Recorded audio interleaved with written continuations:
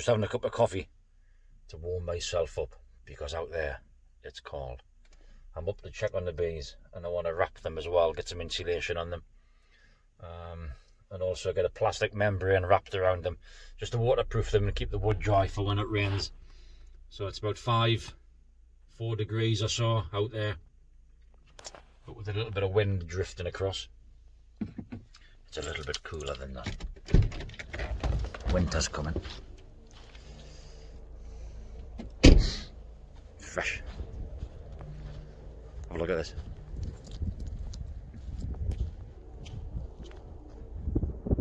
Farmer. Do you want some chippings?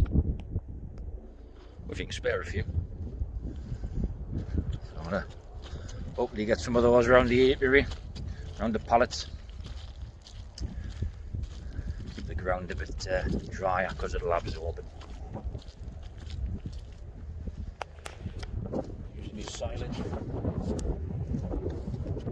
Fence is being flattened a little bit or pushed over a little bit, because as the farmer comes up with his tractor, it just goes around the margin. Ground's a little bit soft.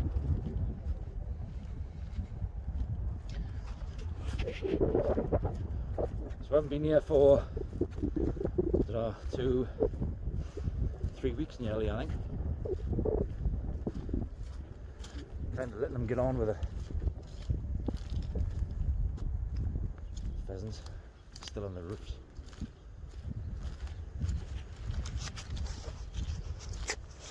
So what I'm going to do today, or this afternoon, what's left of daylight,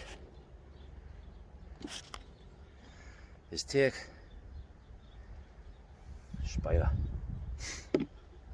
the feeders off, and then leave the top board on. If you can see, leave this top board on. There are bees in there. And then with this board here, or the IKEA, I'm going to insulate it with a 50mm insulation, which will leave me an inch or so underneath the bottom. And then if I do take that board off, that'll then give me a gap right above the frames. So if I needed to feed them at all, or drop anything in, all I need to do is just take that eek away, lift it, and then between the insulation and the tops of the frames, I can put the food straight on top of the frame.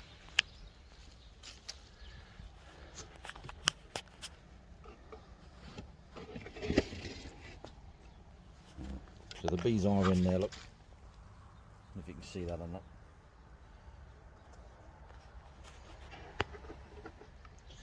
But they're all clustered, so they're all coming up now, look for the daylight. It's a bit awkward with one hand.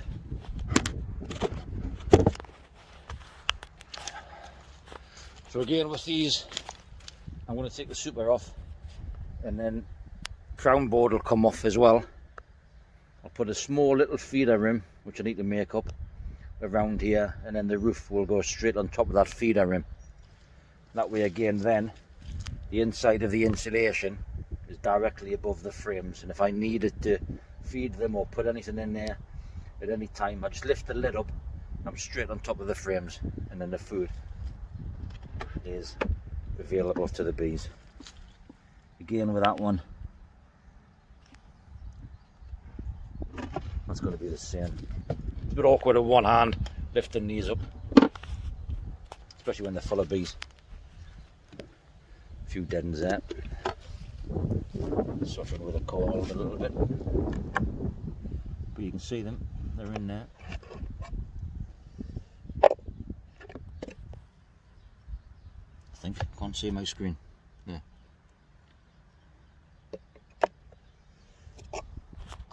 So they're all clustered, obviously because of the temperature, the weather, winter's coming.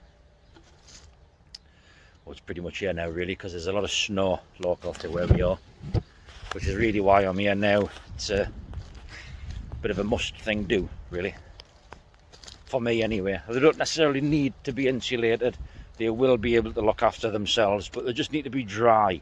That's the thing, and the insulation stops condensation forming on the inside of the lid or on the crown board, and then that condensation drips on them. You can see here there's condensation left on this feeder, so on the inside if there's condensation on the wood, if it doesn't absorb the moisture, that water drips on the bees, and that's what kills them. So as long as they're healthy, they're well fed, which these are, there shouldn't really be a problem with them, because they should be able to keep themselves warm for the winter. See them?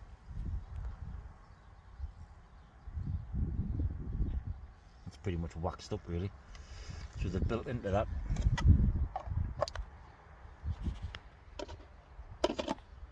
So if you, for me anyway, I think if you insulate them too soon, you miss a few things.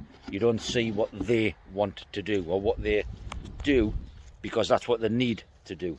If you insulate it, they do less. So if your insulation fails, the bees can fail. This is going to have the syrup feeder on top, but the feeder will be empty. So because I've only got one hand, I'm using one hand, I'll leave that one. It's nice to be able to let the bees set themselves up, and then you just provide for them instead of doing it for them.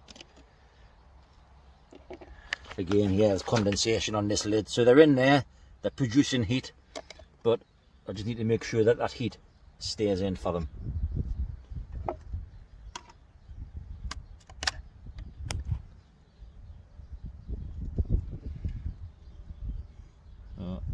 You can see it. But that there is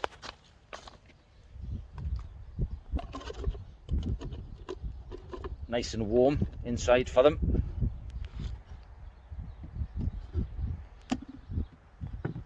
Again, one-handed.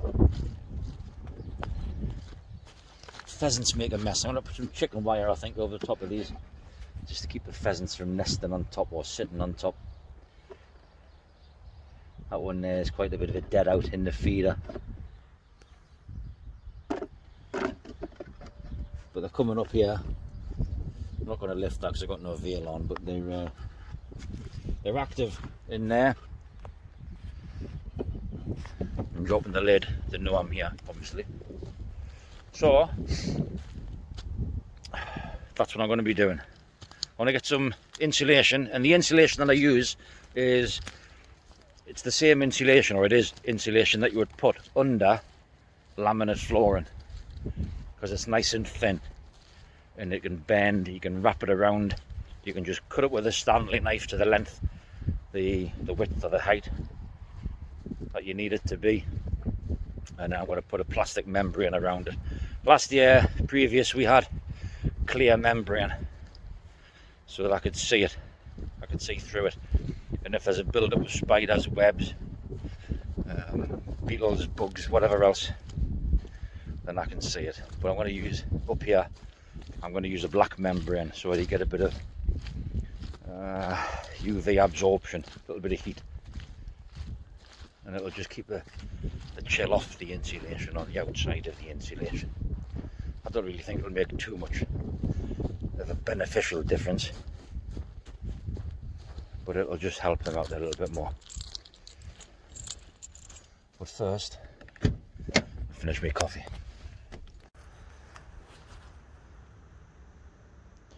Just want to quickly show you these colonies. These ones are predominantly in the brood box. There's a super above them with food in. The nuke. Small nuke on the left. The hive on the right there was swapped. So we've got the super, which is this bottom box, was normally up on the top, and then the brood box, which is normally on the bottom, like that one. I've swapped them over so they take the food from the bottom and then move it up. So come the spring, that box should be empty, because the queen, all being well, would have started the layer in that brood box. And then likewise with this one, this is a larger colony on the right, so they're in the super and the brood box because their entrance is here at the bottom. These ones here, they've made a little entrance here, and they've got another one naturally at the bottom as well, so they've moved up. These ones, not yet, but there's food there and plenty for them. And then in these colonies. That's an empty box. Little nuke on the right, the cluster's more to the left than anywhere else. This one there in the centre. Likewise with this one, right in the centre. The nuke, just the same. Little small nucleus colony on the right there, probably more to the left. And then this one as well. So there's still a cluster there, although small, maybe. So I'm going to wrap them now and then get them all ready, because they've done the work themselves. They've got themselves ready for winter. All I want to do now really is just help them out a little bit, not do it for them, but just help them, and then keep the boxes dry.